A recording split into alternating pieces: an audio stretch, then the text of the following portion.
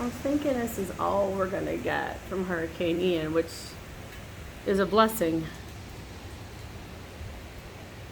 Why it always has to like get crazy at nighttime here in Tampa, I don't know.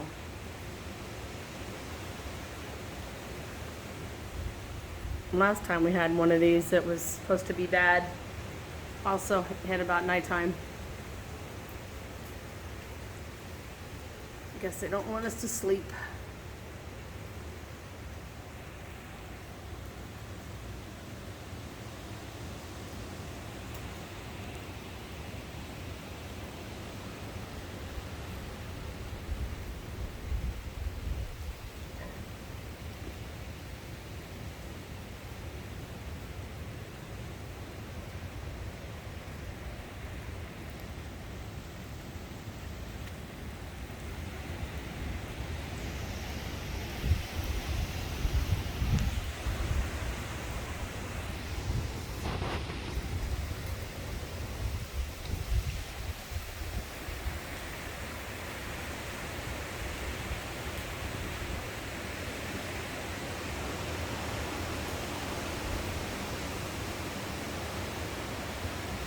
There's a pretty big gust.